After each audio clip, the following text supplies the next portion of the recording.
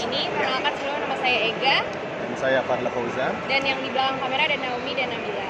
Oke, langsung aja ke pertanyaan pertama. Sebelum itu, apakah Bapak boleh menjelaskan dulu tentang apa itu kunci?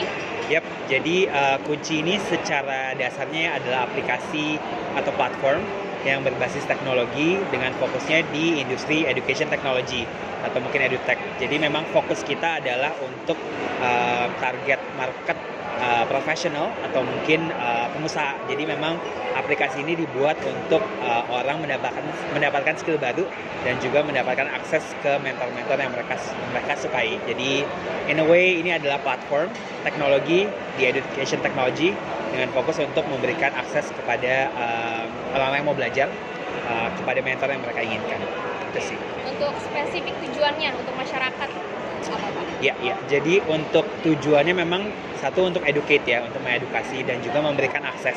Karena digital teknologi adalah membantu kita buat mempercepat nih akses dari orang yang mau belajar sama orang yang mempunyai skill atau expertise di bidang tertentu. Jadi kita meng-connect antara kita bilangnya learners sama mentors. Jadi tujuannya memang itu sih supaya mentor-mentor community ini sama orang-orang yang mau belajar bisa ketemu dan mendapatkan skill baru di platform kunci. Ya. Dan untuk visi dan misi dari perusahaan kunci ini Pak, bisa dijelaskan? Yap. Jadi kalau untuk visinya, definitely kita mau menjadi aplikasi nomor 1 di Indonesia, especially di education technology. Itu memang visi kita ke depan ya. Jadi untuk kesana memang harus banyak PR-nya atau mungkin action-action yang harus kita lakukan. Untuk misinya kita bagi jadi 2. Jadi dari sisi experience orang yang mau belajar sama dari mentornya nih. Jadi kita mau memberikan experience atau mungkin pengalaman kedua belah pihak, dari sisi orang yang mau belajar sama orang yang mengajar. Jadi misalnya untuk mentornya kita memberikan akses, kayak kalau mereka mau memberikan kelas, mereka bisa mendapatkan student yang banyak gitu ya. Atau mungkin dari sisi learnersnya mereka bisa mencari mentor yang mereka inginkan di aplikasi. Jadi memang tujuannya simple tapi memang banyak yang PR-nya gitu sih. Terus aku mau nanya, bagaimana sih perusahaan kunci ini membangun relasi terhadap perusahaan lain? Yap.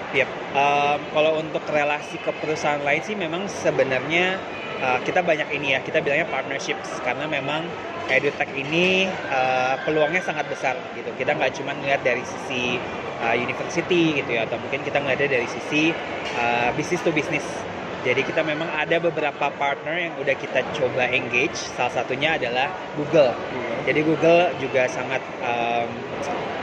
punya visi di dalam education ya. Jadi visinya sama, jadi kita ada partnership di situ. Jadi kita coba explore, kita memberikan konten buat Google dan juga beberapa UMKM sih. Jadi kalau mereka memang pengen punya mentor, kita bantu untuk menghubungkan.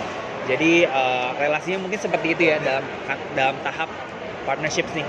Kita memberikan keuntungan, at the same time mereka juga mendapatkan keuntungan. Paling gitu sih. Kalau untuk budaya perusahaannya Pak yang diterapkan di perusahaan kunci ini apa Pak? Iya. Ini menarik karena kita bilangnya culture atau core values ya. Jadi kita ada 7. Ini lumayan panjang by the way. Ada 7 culture kita di kunci. Yang pertama adalah customer always comes first. Jadi kita selalu mengutamakan pelanggan atau mungkin orang-orang yang belajar. Itu yang pertama. Yang kedua adalah experiment is essentials. Jadi kita melakukan sesuatu, kita pasti mencoba banyak hal gitu ya. Banyak yang gagal, tapi juga kita belajar dari pengalaman dan eksperimen itu. Yang kedua adalah work together, unlock together. Itu dimana kita melakukan sesuatu, kalau ada problem kita selalu menginclude semua orang gitu. Jadi nggak cuma kayak masalah satu orang di handle sama satu orang. Yang keempat, action and also accountability gitu, dimana orang yang melakukan sebuah action gitu ya, mereka harus bertanggung jawab atas apa yang mereka lakukan. Yang ketiga adalah be open, honest, and also transparent.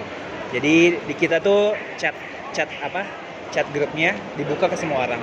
Jadi semua orang bisa lihat diskusi leaders, manager, dan semua orang bisa chat apa aja. Jadi open, honest, transparan ini yang coba kita jaga di tim. Terus yang keenam adalah always delivers the right value. Jadi apapun yang kita lakukan harus ada value-nya nih. Kayak misalnya tadi buat learners kita memberikan skill baru, ke mentor kita memberikan akses. Jadi itu yang kita akan coba bawa. Jadi in a way itu culture-nya lumayan banyak, tapi kita coba bawa itu ke lifestyle kita sih sehari-hari. Jika salah satu karyawan tidak satu visi misi dengan kunci kunci yang tadi, bagaimana cara perusahaan kunci menangani hal tersebut? Yap. Jadi kalau untuk culture ini kan memang sebenarnya kalau kita interview kandidat, kita biasanya akses tuh kayak kira-kira orang ini fit gak ya culture-nya sama kita. Gak harus 100% misalnya kayak Fauzan gitu ya, di interview 7-7-nya harus nilainya bagus gitu ya. Cuman memang kita lihat juga mayoritas harus ada culture itu di dalam kandidat. Nah, yang kita mungkin bisa jaga adalah kalau misalnya itu tidak sesuai nih dengan values atau mungkin culture perusahaan. Nah, itu yang mungkin dari kita tim people, HR, kita biasanya melakukan banyak aktivitas buat memperkuat si values sama culture itu. Gitu sih. Kalau menurut Bapak nih, apakah benar perusahaan startup ini karyawannya tidak memiliki work-life balance? Yap. Ini topik yang menarik ya, karena memang di startup semuanya serba cepat, teknologi juga kan, dan juga memang kalau kita melakukan sebuah yang tadi ya eksperimen atau mungkin kayak plan, biasanya cepet tuh. Misalnya kita mau buat ini, besok bisa kejadian langsung. Mungkin dari sisi work-life balance, kita nge-balance juga nih between kerjaannya dan juga kehidupannya. Karena memang kerja kan kita 8 jam sehari ya, Senin sampai Jumat gitu, which is sepertiga dari hidup kita. Jadi memang yang kita coba jaga adalah apalagi kita sekarang juga lumayan hybrid ya, nggak semua kerja dari office, working from home gitu. Yang kita jaga adalah semua kerjaan gitu ya, semua task atau mungkin responsibility usahakan dikerjakan atau mungkin diselesaikan sesuai jam kerja gitu ya. Misalnya udah jam 6 gitu ya, udah selesai, ya udah gitu ya. Kalau bisa dilakukan besok, ya udah lakukan besok. Itu yang kita coba jaga sih dari segi work life balance. Kalau memang harus kerja pas weekend, pasti kita ada compensationsnya gitu ya. Misalnya dapat tambahan cuti atau mungkin dapat uang lembur. Jadi itu mungkin segelintir aktivitas yang kita lakukan sih supaya kerjaan sama hidup balance gitu sih. Bapak kalau aku boleh tahu, apa sih resiko terbesar dalam perusahaan ini? Yap. Mungkin kalau resiko ini ada internal, ada eksternal ya. Mungkin kalau teman-teman tahu di startup lagi gonjang-ganjing gitu ya. Dari sisi eksternal memang kita lagi dalam masa resesi gitu ya, dimana kita banyak banget ekspektasi dari investor gitu ya, dari eksternal juga. Jadi memang resiko eksternalnya mungkin sekarang lebih besar. Kita juga jadi lebih bahasanya lebih aware gitu ya. Biasanya startup kan cenderung kayak oke, bakar duit gitu ya, uang dihambur-hamburkan, promo segala macam. Cuman sekarang itu tantangannya atau mungkin resikonya adalah kita harus tahu nih planningnya ke depannya kayak gimana. Misalnya dengan duit segini kita bakal bertahan berapa tahun, apa yang akan kita lakukan. Jadi untuk spending money atau mungkin spending budget gitu ya, kita jadi lebih hati-hati sih. Dan itu karena berpengaruh terhadap sustainability sebuah perusahaan. Jadi resikonya lebih ke eksternalnya sih untuk perusahaan. Kalau untuk pertumbuhan dan perkembangan perusahaan kunci ini bagaimana Pak? Kalau pertumbuhan dari sisi karyawan memang awal banget tahun 2021 tuh tim kita sekitar 40. Sekarang kita udah sekitar 70-80. Jadi kita udah double dari awal, dan sekarang baru pertengahan tahun ya, baru Juni. Hopefully by akhir tahun kita bisa mencapai 100 karyawan. Jadi memang timnya lumayan menggendut gitu ya, dari sisi headcount-nya atau mungkin dari sisi personalnya. Tapi dari sisi bisnisnya juga berkembang karena memang kita nggak cuman melihat dari banyaknya kompetitor, tapi kita juga mulai melakukan inisiatif yang menghasilkan revenue. Jadi kelas-kelas kita udah mulai berbayar, terus juga kelasnya mulai diperbanyak, mentor yang kita engage juga lumayan banyak. Jadi perkembangannya lumayan signifikan. Kita baru 1 tahun company-nya, baru banget gitu ya, tapi timnya memang sudah berkembang dan juga dari segi bisnisnya juga lumayan developing sih. Kalau untuk rencana pendanaan, perusahaan di masa depan seperti apa? Ya. Jadi untuk pendanaan sih sebenarnya ini masih sedikit confidential, cuman memang kita udah ada plan nih ke depannya seperti apa. Karena memang kalau di perusahaan teknologi atau startup kan kita sangat bergantung terhadap satu revenue sama dari sisi pendanaannya. Karena memang 1-5 tahun tuh biasanya kita pasti rugi gitu ya, nggak ada revenue. Jadi memang yang kita lakukan adalah gimana nih cara mendapatkan funding dengan bisnis matrix yang kita perlu set untuk mendapatkan investor. Jadi secara diplomatisnya kita memerlukan dana gitu ya buat company kunci ini bertahan at least sampai 2-3 tahun mendatang. Gitu sih. Untuk sekarang aku menanya tentang karyawan.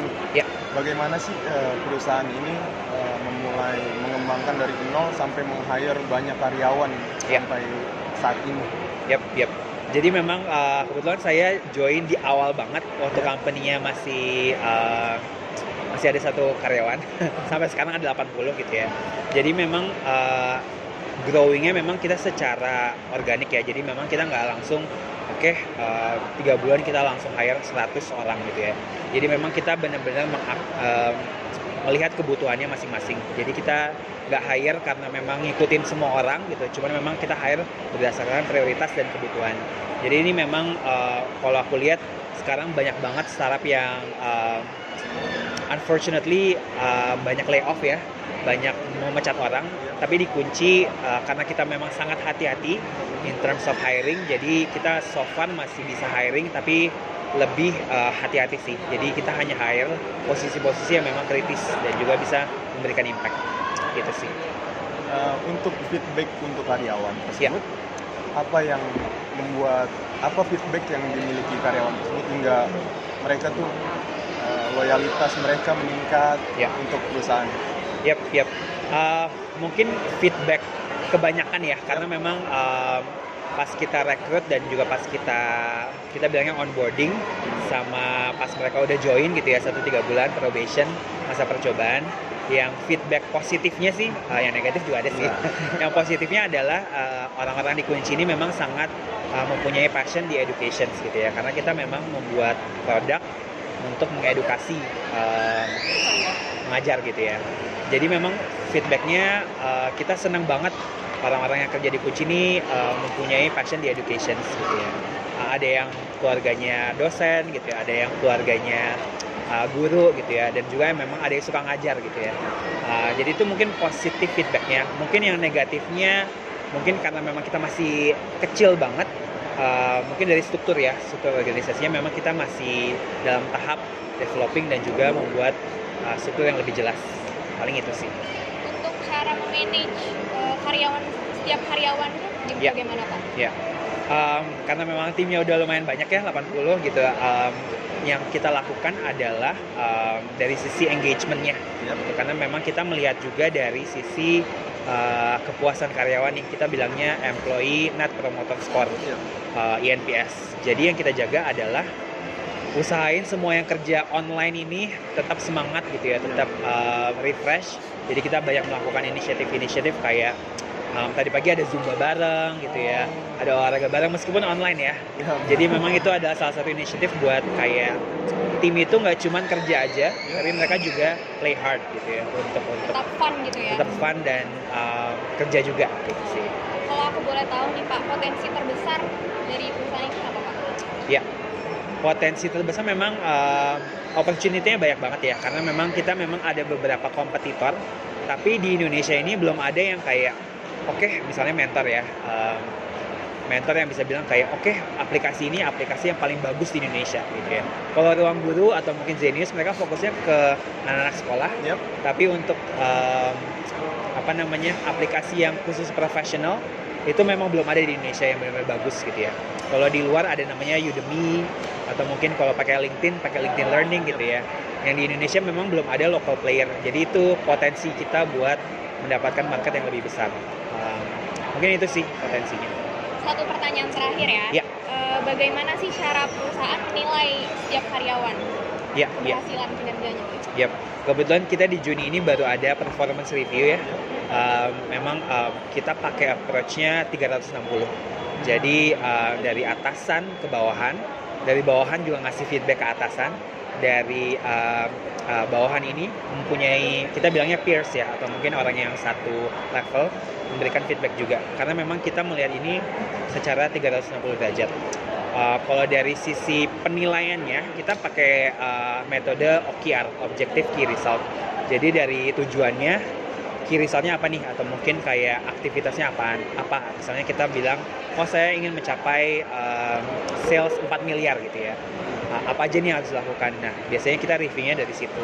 Jadi nggak cuman kayak, oke, atasan menilai bawahan, udah gitu ya. Tapi kita ngeliatnya dari 360 derajat.